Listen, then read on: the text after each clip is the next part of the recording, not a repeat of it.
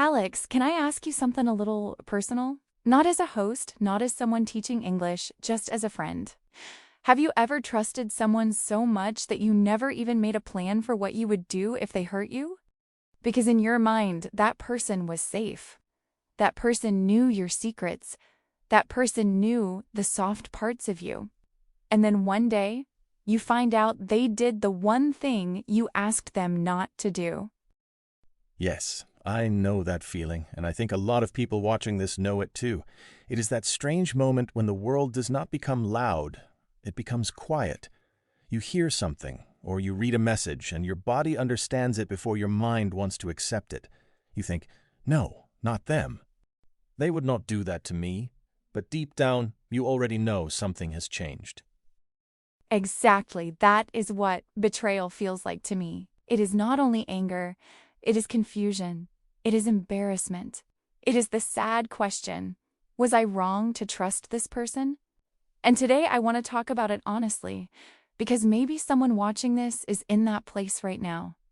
Maybe someone is smiling in real life, but inside they are thinking, I don't know how to trust people anymore. So today is not going to feel like a normal lesson from a book. We will still learn simple English, of course. We will learn sentences like, I feel betrayed, you broke my trust, I need time, and I need space. But we will learn them inside a real conversation, because these sentences are not just vocabulary. Sometimes they are the only words you have when your heart is tired. And I want to tell the story slowly because that is how betrayal happens. It does not always arrive like a big movie scene. Sometimes it begins with a small feeling in your stomach, a strange question, a message you are not supposed to receive. And then, little by little, the truth walks into the room. Hi everyone, welcome back. I am Alex and this is Maria. Usually we start with a smile and a simple topic, but today is different. Today we are talking about betrayal and broken trust. It is a heavy topic, but it is also real life. English is not only for airports, restaurants, and job interviews. English is also for the moments when you have to say, that hurt me. Yes, and for our learners, I want to say something before we start. Do not worry if your English is not perfect. In emotional moments, perfect English is not the goal. Honest English is the goal. A short sentence like, I am hurt, can be stronger than a long, perfect sentence with difficult words. That is true. So listen like you are sitting with us at a small table late in the evening. Maybe there is coffee. Maybe there is silence between some sentences. We are not trying to sound perfect. We are trying to sound human. Maria, before we started recording, you told me this story, and I remember that after you finished, I did not answer immediately. I just sat there. So I want to ask you carefully, where did it begin? Was there one moment when you felt something was wrong? It began with a friend. And not just a friend I saw sometimes, she was close to me. We talked almost every day. She knew my family, my fears, my dreams, and things I did not say to many people. You know that kind of friend who feels like a safe place? The person you call when you are not okay, because you do not have to pretend with them? She was that person for me. So when we say trust here, we are not talking about something small. You really trusted her with your private world. Yes, and that is why it hurt so deeply. One evening I was going through something personal. I do not want to give all the details, but I was scared, embarrassed, and confused. I needed to tell someone, so I told her. Before I said it, I remember looking at her and saying, "Please don't tell anyone. I am not ready for people to know." And she looked very serious. She said, "Of course, you can trust me." That sentence is painful now. You can trust me. Sometimes the sentence that made you feel safe becomes the sentence that hurts later. At that moment, I believed her completely. I went home feeling lighter. I thought, okay, I'm not alone. One person understands me. And for a few days, everything seemed normal. She sent me messages.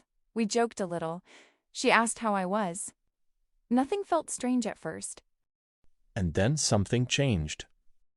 Yes, a few days later, I was talking to another person and they asked me a question. It was not direct. They did not say my secret clearly, but the question was too close, too specific. My heart dropped. I remember smiling on the outside because I did not want to show fear, but inside I was thinking, how do you know that? Who told you? That is such a real detail. You keep your face normal, but inside everything is moving fast. Exactly. And the first thing I did was protect my friend in my mind. I told myself, no, maybe this person guessed. Maybe I said something by accident. Maybe it is just a coincidence. I did not want the answer to be my friend.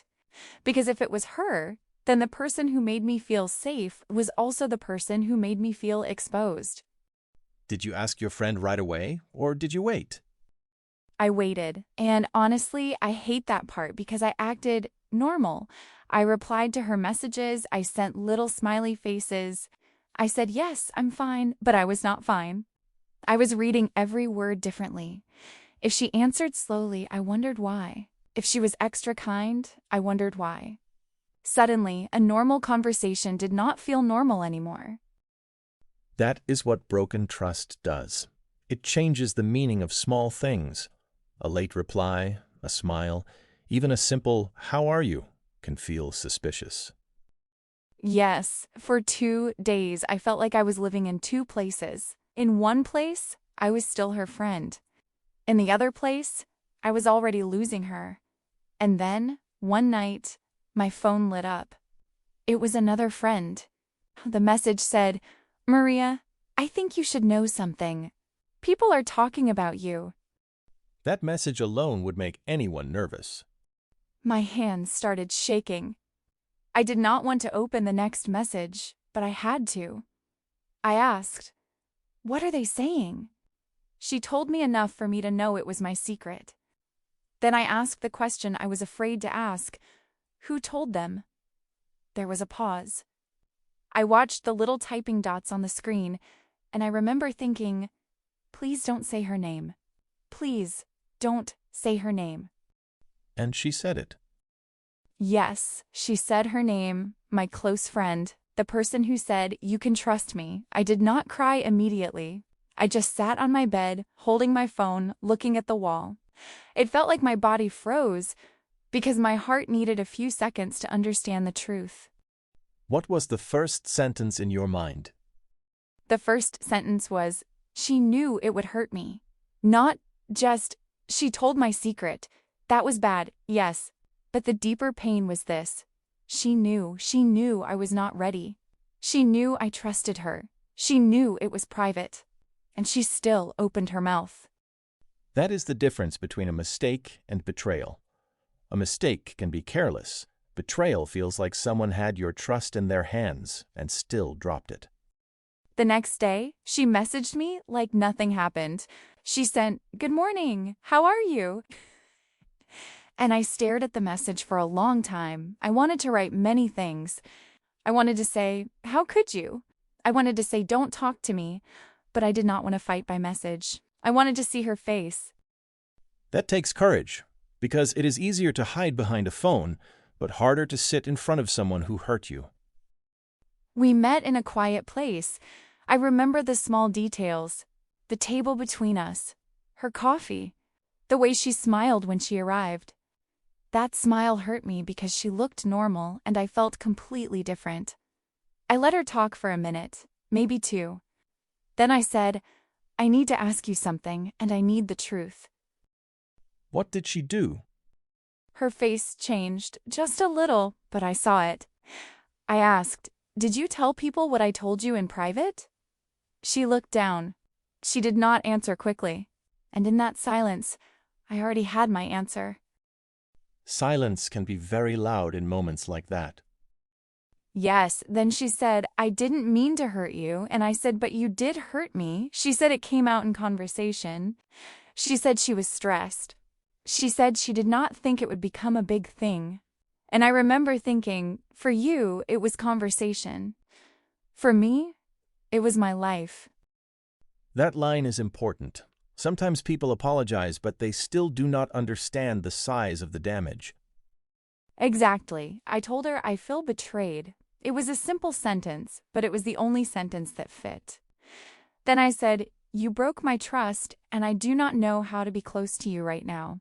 She started crying. And this is the confusing part. I felt bad for her. Can you believe that? I was the one hurt, but part of me wanted to comfort her. I can believe it. Kind people often do that. Even when they are bleeding emotionally, they check if the other person is okay. Yes, but another part of me was angry. I thought, why am I protecting your feelings when you did not protect mine? That thought changed something in me. I realized that being kind does not mean I have to abandon myself. People sometimes think betrayal is one event. Someone tells a secret, someone lies, someone takes credit. But the real pain continues after the event. It changes how you walk into the next room, how you answer the next message, how you listen to the next promise. Yes, after that day, I became different. I did not want to be different, but I was. When someone asked me a personal question, I gave a safe answer. When someone said, "You can tell me," I smiled. But inside I thought, can I? I hated that feeling because I used to be open. I liked being open. So betrayal did not only damage one friendship, it damaged your feeling of safety with people. Yes, and that was the part I did not expect. I thought I was only angry with her. And then I realized I was suspicious of everyone. If someone was too nice, I wondered what they wanted. If someone remembered a detail about me, I wondered who told them. I was not living freely. I was protecting myself every minute. That sounds exhausting. It was, and the saddest part was that I missed her. That is hard to say, but it is true. I missed the old version of our friendship. I missed sending her funny messages. I missed calling her when something small happened. But at the same time, I did not trust her anymore. So I had two feelings in me. I miss you, and I cannot feel safe with you. That is one of the most honest sentences in this episode. I miss you, but I don't trust you. It is simple English, but it says something very deep. Yes, and maybe someone watching this needs that sentence, because sometimes you think, if I miss them, maybe I should go back. But missing someone does not always mean they are safe for you. Can we pause for a moment and turn this into useful English? Not like a classroom, but like tools someone can actually use. If someone hurts you, you can say, "I feel hurt." If the pain is about trust, you can say, "I feel betrayed." If you cannot continue the conversation, you can say, "I need time." If you need distance, you can say, "I need space." And I want learners to know this. These sentences are not rude. They are clear. Sometimes we are afraid to speak because we do not want to sound dramatic. But saying, "You hurt me," is not drama. Saying, "I need time," is not drama. It is emotional honesty. Also, you do not need to explain everything immediately. If your English is simple, that is okay. You can say, "I am not ready to talk." You can say, "Please respect my space." You can say, "I want to heal, but I need time." These are beginner sentences, but they protect your heart. Yes, and there is one sentence I wish I had known earlier. I am not ready to act normal. Because after someone hurts you, they sometimes want everything to become normal quickly. They say sorry, and they expect you to smile again. But healing is not fast just because the apology is fast. That is so true. An apology can be 1 minute. Healing can take months, and that does not mean you are weak. It means the wound was real. Alex, your story was different from mine. Mine was about friendship and a secret. Yours was at work, right? Yes, and I think it is important because betrayal does not only happen in close relationships. It can happen at work, too. At work, you may not share your heart, but you share your effort, your ideas, your time. And when someone takes that from you, it still hurts. Tell me what happened. I had a project. I worked on it for many evenings. I was tired, but I was proud. I had notes, examples, and a plan for a presentation. There was one colleague I trusted. He was friendly, and he always acted like he was on my side. I showed him my ideas because I thought we were helping each other. And he used them? Yes, in a meeting. Before I had a chance to speak, he started presenting. At first I thought he was just introducing the topic. Then I heard one of my examples, then another one, then a sentence I had written in my notes, and suddenly I understood. He was presenting my work as his work. That is such a lonely moment, because you are in a room full of people, but you cannot just scream, "That is mine." Exactly. I sat there thinking, if I speak now, I may look jealous. If I stay quiet, I disappear. The manager smiled and said, "Excellent work." Everyone looked impressed, and my colleague did not even look at me. That was the part that made me angry. He knew I knew, and still he kept going. What did you say after the meeting? He came to me and said, "I hope you don't mind. I just wanted to help the team." And inside I thought, no, you wanted to help yourself. But I was too shocked to say it like that. So I said, "We need to talk later." That sentence can be very powerful too. We need to talk later. It gives you time, and it tells the other person, this is serious. After that, I changed. I started saving every note, every email, every draft. That was smart in one way, but it also made me sad.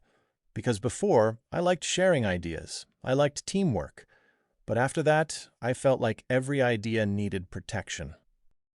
That is what betrayal does. It builds walls. And at first, walls help. They stop more pain from coming in. But after some time, if the walls stay too high, they also stop good people from coming in. Yes, I had to learn the difference between a wall and a boundary. A wall says nobody can come close. A boundary says you can come close, but you must respect this line. That is a beautiful difference. And in simple English, a boundary can sound like this. Please don't share this. I am not comfortable with that. I need time before I answer. I don't want to talk about this today. These are not rude sentences. They are healthy sentences. And another thing I learned is this: forgiveness and access are not the same. I can forgive someone and still not give them the same place in my life. I can forgive a colleague and still stop sharing my ideas with him. I can forgive a friend and still not tell them my secrets anymore. I like that, but say it in the most beginner way possible. Okay, simple version: I forgive you, but I need distance. Or, I forgive you, but things are different now. That is perfect, because forgiveness does not always mean going back to the old relationship. Sometimes forgiveness means, I am not angry every day anymore, but I still remember what happened. Maria, I think this is the question many people are waiting for. Did you forgive her? At first, no, and honestly, I did not want to forgive her. I deleted some messages. I avoided places where I might see her. When someone said her name, I felt tight in my chest. Not hate exactly, more like my heart was warning me, be careful, this person hurt you. That sounds like your body was still trying to protect you. Yes, but after a while, I realized something uncomfortable. She was not in my life every day anymore, but the betrayal was. It came with me everywhere. It came with me when I met new people. It came with me when someone was kind to me. It even came with me when nothing bad was happening. I was carrying the pain like a bag I never put down. So the betrayal was still taking space in your life. Exactly. One day I asked myself, do I want this pain to be the boss of my life? And the answer was no. I did not forgive her because what she did was okay. It was not okay. I forgave because I wanted my peace back. I wanted to stop having conversations with her in my head. I wanted to stop explaining my pain to someone who was not even in the room. Did you tell her? Yes, we talked one more time. I said I forgive you, but I need distance. I hope you understand. She cried, and I felt sad, but this time I did not try to fix everything. I cared about her, but I also cared about myself. That was new for me. That is real growth. Not the loud kind, the quiet kind. The kind where you do not need to punish the other person, but you also do not betray yourself. If I had to explain healing in simple words, I would say this. Healing is when the story still exists, but it does not control every part of you anymore. You remember it, but you can breathe. You think about it, but you do not fall apart every time. And healing starts with telling the truth to yourself. Not the polite truth, the real truth. I am hurt. I feel angry. I feel embarrassed. I trusted the wrong person. Sometimes people try to skip that part. They say, it's fine. But if it is not fine, don't force yourself to say it is fine. Yes, and please, do not blame yourself for trusting someone. That was one of my biggest problems. I kept thinking, was I stupid? Was I naive? But now I think differently. Trusting someone does not make you stupid. It means you had an open heart. The betrayal says something about their choice, not your value. The next part is boundaries. Not revenge, boundaries. Revenge says, I want you to hurt too. Boundaries say, I will not let this happen to me in the same way again. That is a big difference. And then you go slowly. You do not have to trust everyone tomorrow. You do not have to tell your whole story to the next person you meet. Trust can come back step by step. Small promises, small moments, small proof. That is enough. I like that. Trust is not a door you have to open all at once. It can be a window. You can open it a little and see if the air feels safe. And that little moment is important too. Because after betrayal, you may think you will never laugh about this topic. But slowly, life becomes lighter again. Not immediately. Not perfectly, but slowly. Let's give our learners a realistic conversation now. Imagine one friend shared another friend's private information. No shouting, no insults, just honest English. Okay, I will be the hurt friend. Alex, I need to talk to you and I want you to listen before you answer. I found out that you told people something I shared with you in private. I trusted you with that information, and now I feel embarrassed, hurt, and honestly, I feel betrayed. I understand why you are upset. I am sorry. I should not have said anything. At the time, I did not think carefully about how serious it was, but that is not an excuse. I broke your trust. Thank you for saying that, but I need you to understand something. For you, maybe it was one conversation. For me, it was my personal life. I came to you because I felt safe. Now, I do not feel safe in the same way, and I cannot pretend everything is normal. I hear you. I will not pressure you to forgive me quickly.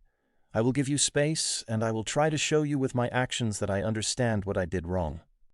I appreciate that. I am not saying I will hate you forever. I am saying I need time to heal. I also need stronger boundaries now. Please do not ask me to be close before I am ready.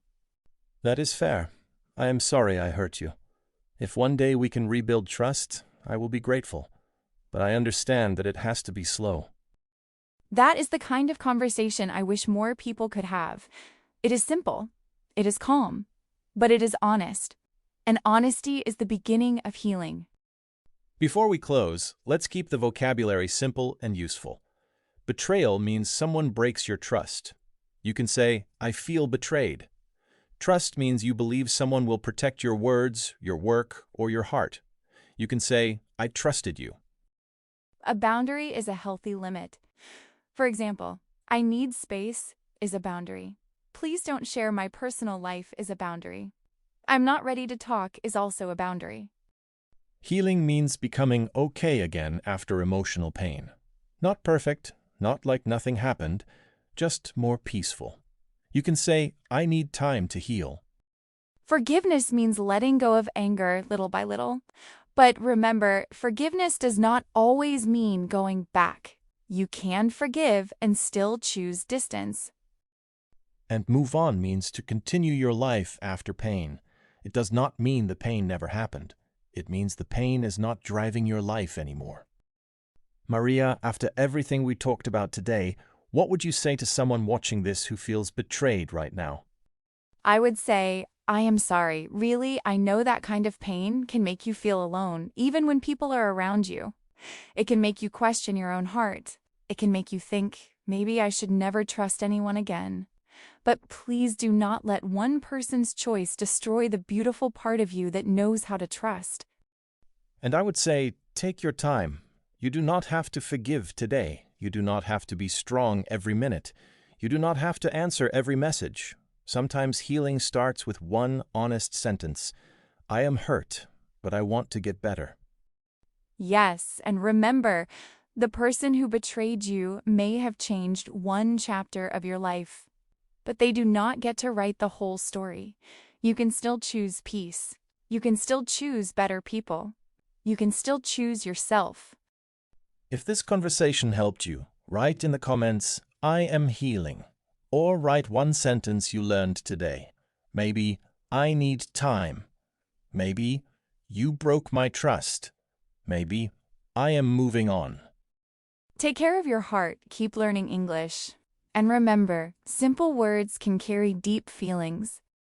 We will see you in the next episode. Bye, everyone.